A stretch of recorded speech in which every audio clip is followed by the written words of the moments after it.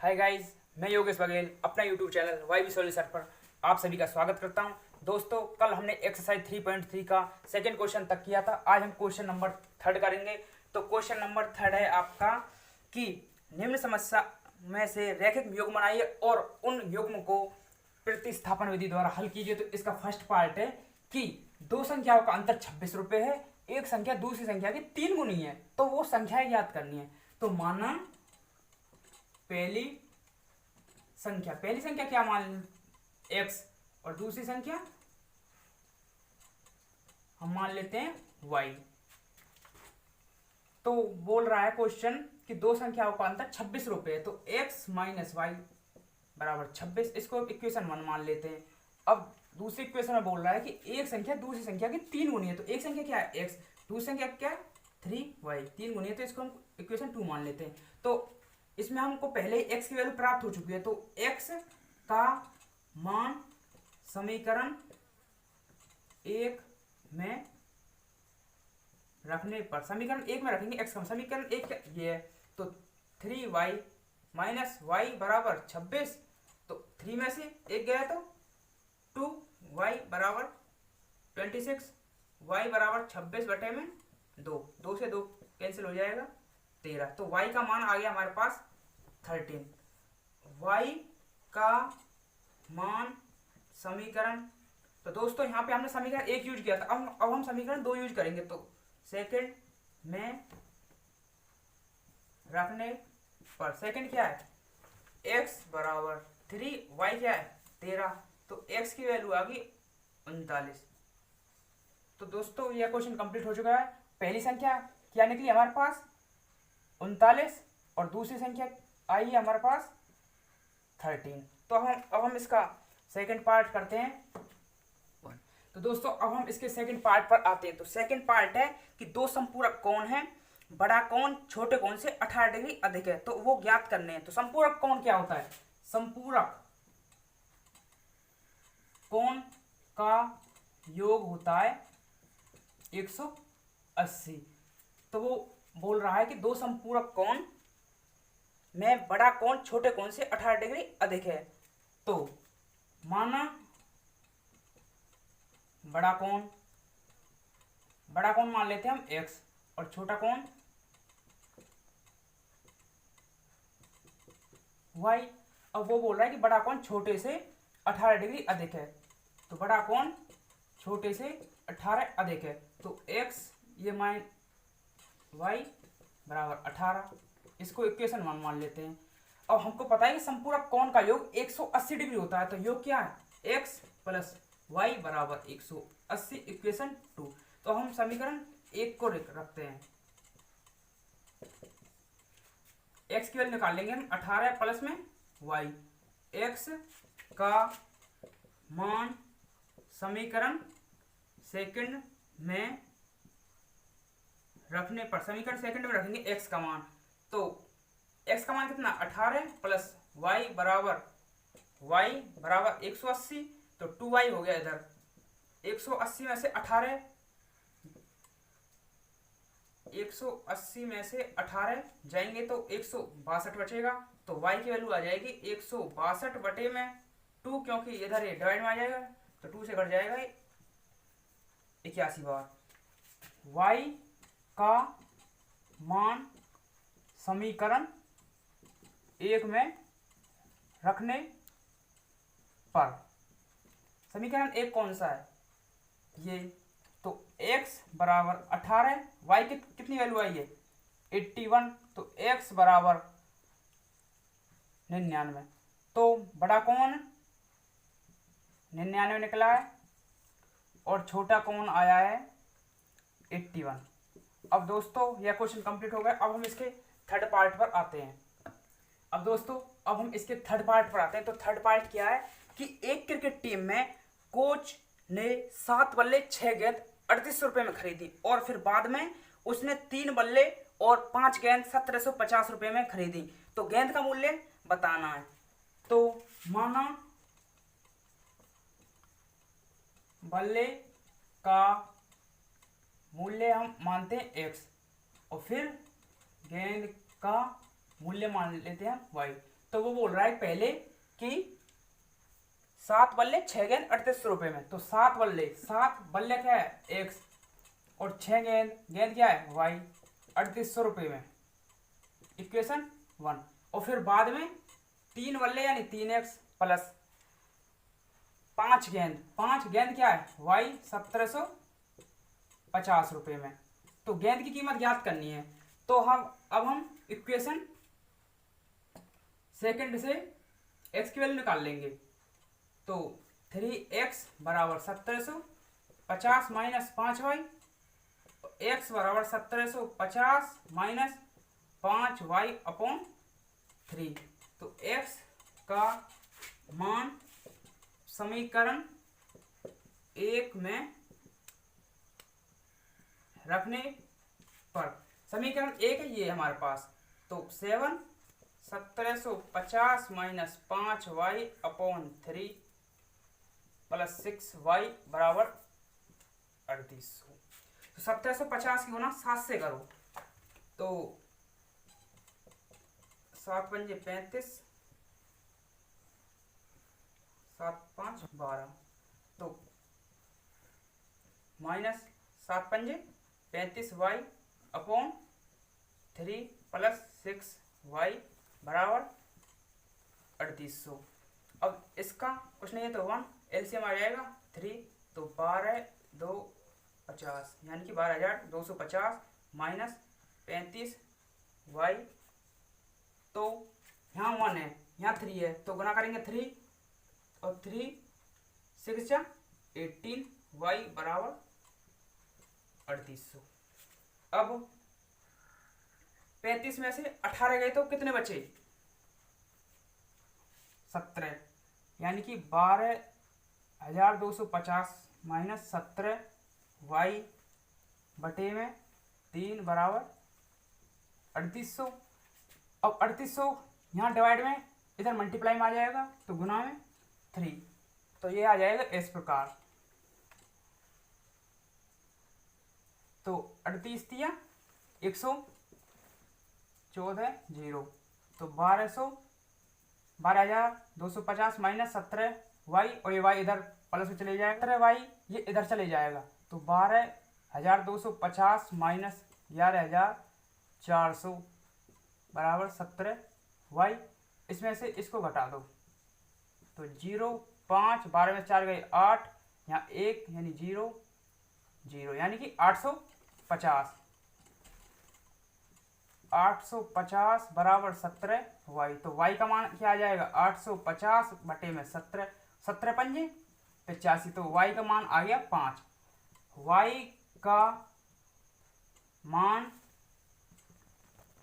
समीकरण, यहाँ पे हमने समीकरण 1, y का मान समीकरण 2 में रखने पर, सॉरी यहाँ पे 17 पंजे 85 तो 5 और 1 0 ये तो ये 50 आएगा y का मान। तो सेकंड इक्वेशन क्या है हमारे पास ये, तो x बराबर 1750 माइनस 5, y की वैल्यू कितनी है 50 अपॉन 3, तो 5 की गुना 50 करेंगे तो 250 और 17 से 50 में से 250 गए तो 1500 अपॉन 3, तो यानी कि 500 x की वैल्यू।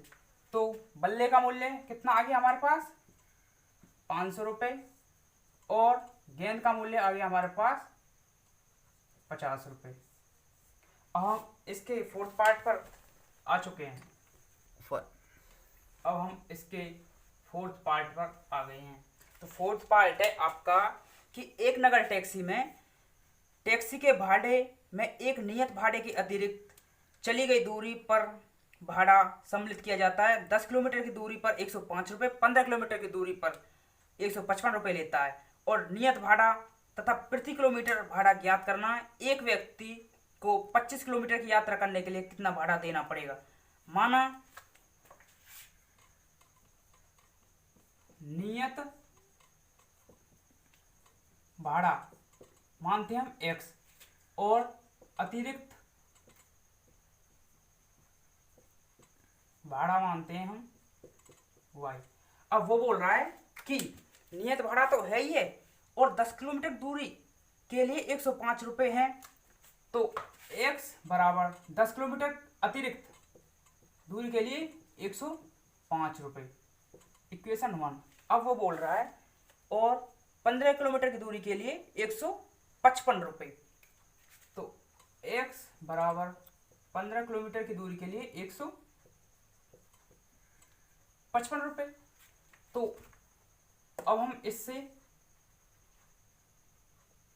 x की वैल्यू ज्ञात करेंगे। तो 105 माइनस 10y, x का मान समीकरण 2 में रखने पर, तो x का मान कितना है 105 माइनस 10y प्लस 15y बराबर 155।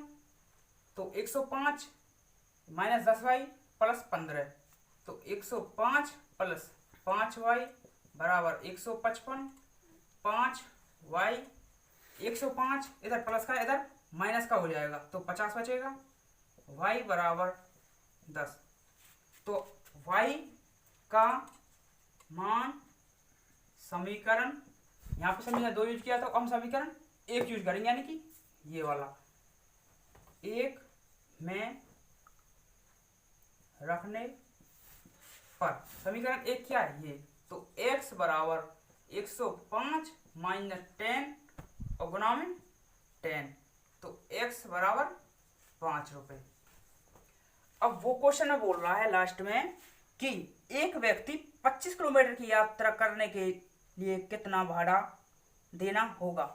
तो 25 किलोमीटर की यात्रा के लिए तो नियत भाड़ा तो है x प्लस 25y। तो नियत भाड़ा कितना निकला है हमारा 5 प्लस में 25 और y की वैल्यू कितनी है 10। तो 5 प्लस में 25 बनाम 10 यानी कि 250, 255 रुपये इसका आंसर। अब हम इसके फिफ्थ पार्ट पर आते हैं। अब हम क्वेश्चन नंबर 5 पर आते हैं। तो क्वेश्चन नंबर 5 है, यदि किसी भिन्न के अंश और हर में 2 जोड़ दिया जाए तो भिन्न 9/11 हो जाती है। यदि अंश और हर में 3 जोड़ दिया जाए तो 5/6 हो जाती है। तो वह भिन्न ज्ञात कीजिए। तो माना भिन्न क्या होती है हमारी भिन्न x/y। ये अंश होता है ऊपर वाला, ये हर होता है नीचे वाला। तो फर्स्ट इक्वेशन बोल रहा है यदि 2 जोड़ दिया जाए तो 9/11 हो जाता है। तो x प्लस में 2 y प्लस में 2 तो 9/11 हो जाता है। अब आर पार की गुणा करते हैं, जैसे इंग्लिश में क्रॉस मल्टीप्लाई कहते हैं, इस प्रकार। तो 11 दूनी 11 की x से मल्टीप्लाई करें तो 11x प्लस में 11 की 2 से मल्टीप्लाई करेंगे तो 11 दूनी 22। इसी प्रकार इसकी इससे 9y बराबर 9 दूनी 18। तो 11x माइनस 9y, ये 22 इधर आ जाएगा माइनस के 4। इसको हम इक्वेशन 1 मान लेते हैं। अब वो बोल रहा है कि अंश और हर में 3 जोड़ दिया जाए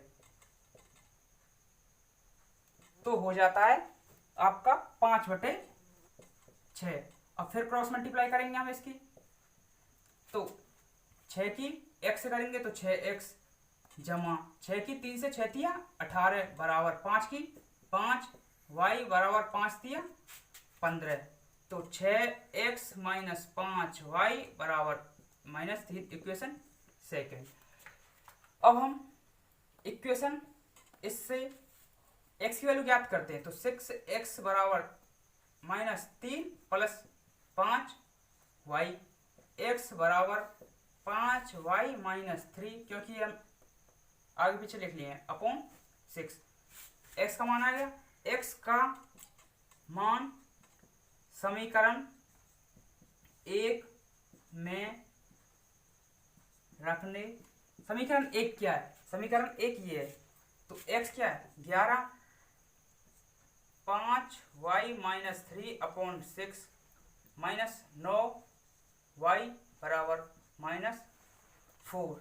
अब इसकी मल्टीप्लाई इससे करेंगे तो 11 पंजे 55 माइनस 11 तिया 33, यानी कि 55 y माइनस 11 तिया 33 अपॉन 6 माइनस 9 y बराबर -4। 6 आ जाएगा तो 55 y माइनस 33 एक है, एक की मल्टीप्लाई 6 से तो 9 6 54 y बराबर -4। 55 में से 54 गए तो y बराबर 6 चौक 24, और ये 33 इधर माइनस का तो इधर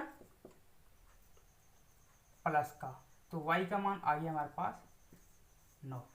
y का मान समीकरण, यहाँ पे हमने समीकरण 1 यूज किया तो हम समीकरण 2 में रखने पर समीकरण 2 हमारे पास ये, तो x बराबर 5, y कितना है 9 -3 अपॉन 6। 9 6 54 में से, सॉरी 9 पंजे 45 में से 3 गए तो 42 अपॉन 6, 6 सत्ते 42, तो x का मान आ गया 7। तो हमारा भिन्न क्या थी हमारी x अपॉन y, और x का मान कितना है 7 और y का मान कितना है 9। तो ये क्वेश्चन हमारा कंप्लीट हो चुका है। अब हम इसके 6th पार्ट पर आते हैं, जो कि इस एक्सरसाइज का लास्ट पार्ट है 1। अब हम इसकी 6th पार्ट पर आ जाते हैं। तो 6th पार्ट क्या है? 6th पार्ट ये है कि 5 वर्ष बाद जैकब की आयु उसके पुत्र की आयु की 3 गुनी थी, और 5 वर्ष पूर्व यानी 5 वर्ष पहले जैकब की आयु अपने पुत्र की आयु की 7 गुनी थी, तो उसकी वर्तमान आयु ज्ञात करनी है। तो माना जैकब की वर्तमान आयु क्या मानते हैं हम x, और पुत्र की आयु मान लेते हैं वर्तमान आयु y। अब वो बोल रहा है कि जैकब 5 वर्ष बाद जैकब की आयु उसके पुत्र की आयु की 3 गुनी है। तो जैकब क्या है x, तो 5 वर्ष बाद यानी कि 5 वर्ष बाद, तो जैकब की आयु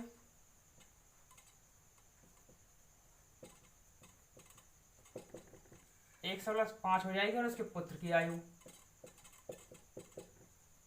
हो जाएगी y प्लस 5। तो वो बोल रहा है कि 5 वर्ष बाद जैकब की आयु उसके पुत्र की आयु की 3 गुनी हो जाएगी। तो x प्लस में 5, तो उसके पुत्र की आयु की 3 गुनी, तो 3 गुना में y प्लस में 5, तो x प्लस में 5 3y 3 पंजे 15, तो x माइनस 3y बराबर 10। इक्वेशन 1। 5 वर्ष पूर्व जैकब की आयु क्या होगी x माइनस 5, और उसके पुत्र की आयु क्या हो जाएगी फिर